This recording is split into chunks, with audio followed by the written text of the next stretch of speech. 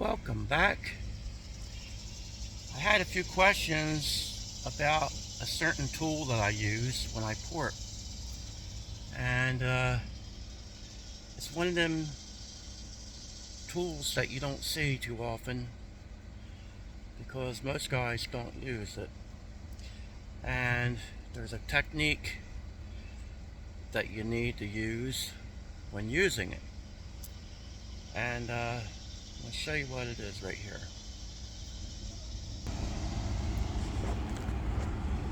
This is my little sander, belt sander, and I said in a previous video my son had gotten this for me. I had mentioned it to him. I said, you know, if I had a little belt sander, it would help me do some of the things I'd like doing. I do a lot of things that I call straightboarding, like where I'll do the runner and a head, or try to make something flat, and for the most part I'll use my hand and go with the curvature and stuff, but this helps out sometimes. And as you can see, it needs a belt. So the way you put a belt on this, you push this back and it locks it, and I'm trying to do this one-handed. And the downfall of this is this here: the belts don't last that long. And I run at low speed, but it's probably the quality belt that I have here. I can't remember if these came with the sander or if they're just the cheaper ones I got from one of the discount stores. And you put it on like that, put your little belt on like that, and then you hit your button on the side and it tightens it up. So the trick to using this is you have to keep it moving, because if you were just to use this down in here and leave it sit there, it will leave a groove. And a lot of times I'll use just the tip, and other times I'll use the flat part of the sander, depending on if I can get in on a long area like a runner on a head. I'll use it flat, and just to get the high spots. So it has its pros and cons to it, but it takes some getting used to. And another thing, the downfall on this is that it makes a lot of dust, and you want to use it in a well ventilated place, like I'm outside right now. But if not, you need to wear something to protect your nose and your mouth from breathing this in. I've noticed times I've used this before that I've had a little bit of a problem. And another thing is, metal gets all over you, even at a low speed, using this, depending on what you're doing. It's not so bad in this, but I've noticed times I'll have it all over my shirt, the metal, and that's even being careful. So we're going to try to demonstrate this, and of course, like I always tell you guys, it's one-handed. And I'm redoing the plenum in this intake right here, and I opened it up a little bit more since you guys saw this last time. And I also going to need some more epoxy, because up in here I went through again. So I'm determined to make this how I want, like I tell you guys. But this video is about the sander, and for some reason I have to stop myself from calling this a saw all the time. I'll be talking about this and I'll say the saw, and it's the sander. Why is that such a big deal? I don't know. But anyway, it has multiple speeds, and I usually run at low speed depending on what I'm doing and what I'm cutting, or sanding rather. And I usually have like a 60 grit These belts here are probably 120. I don't see the number on it, but it's probably a 120 grit. But I'm going to try to show you how I use this and give you an idea. I had a friend on YouTube, he asked me about using something like this here on a head, and it would be fine if you knew how to keep it contoured, but like I said, if you just leave that sit there for a second with the aggressive like a 60 grit, it will instantly leave a low spot and cut right in to the metal. So it's somewhat quiet. And that's on number 1 right now. So here's what I would use it for this. And you think I'd use it this way? I'm just trying to show you guys what I'm talking about. You see how it has tendency to cut right there. Which would be fine if I'm trying to make a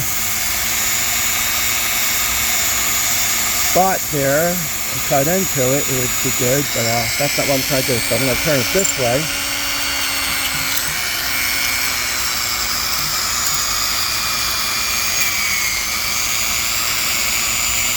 I'll show you guys.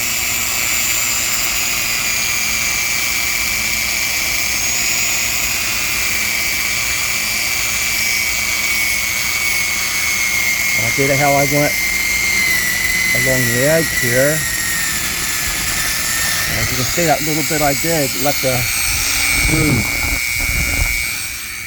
It left a mark there where I was telling you guys to demonstrate how quick that would leave the edge. So it's one of them tools you have to get used to,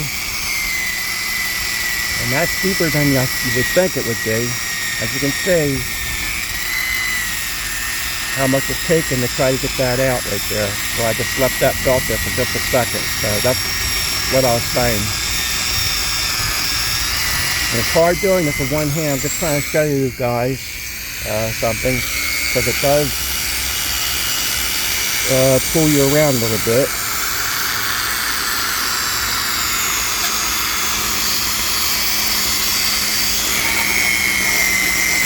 But this is what I'd be using it for.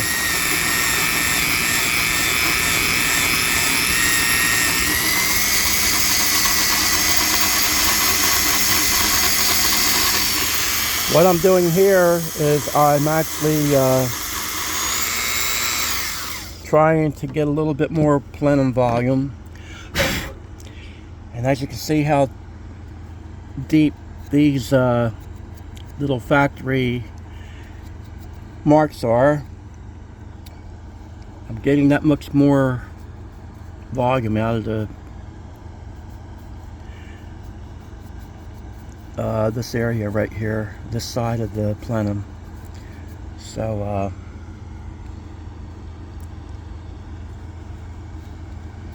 whatever I can get as far as volume goes, that's what I'm after, because this is very shallow in this area. The other side's pretty good, but this is very shallow from the top of the plenum to the floor right there. I don't know if you can tell. It's that deep. So that's not very deep. And the reason that bothers me, you need time to have that air and fuel disperse a little bit. If that comes in real fast, it kind of causes turbulence, in my opinion.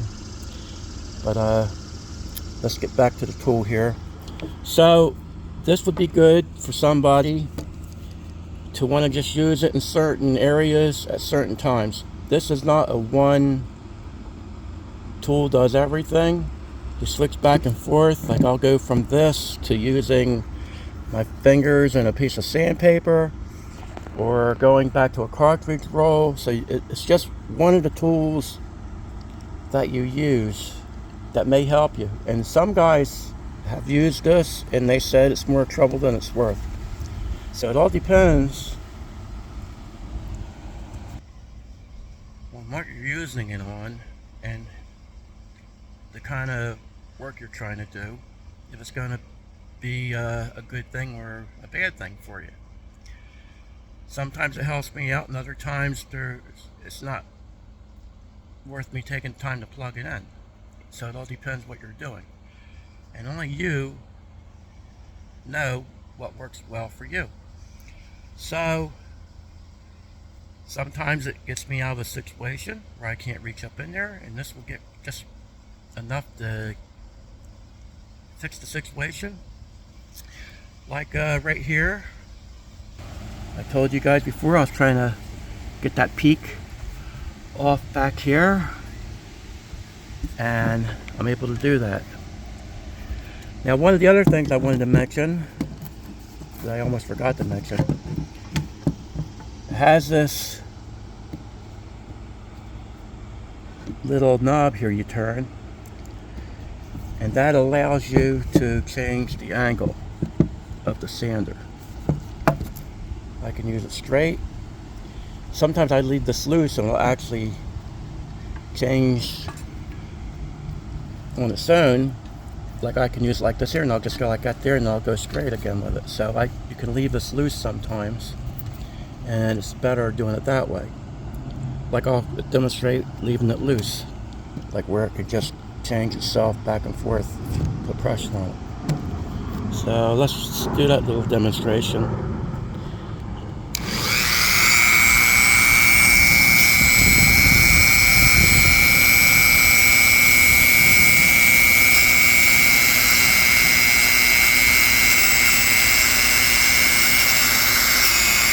It allows me to pull back this way, and the sanding part stays where I want it.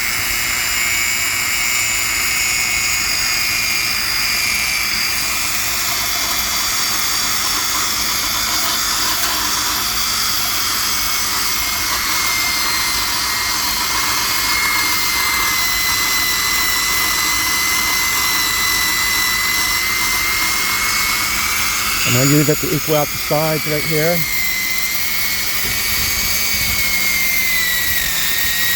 Another thing I was concerned about, even though I've gone over this many times, the sidewalls right here on the plenum. Right here. It's hard to tell sometimes when you're doing a video what the guy's actually doing. And see how that shows a low spot right there, that dark spot.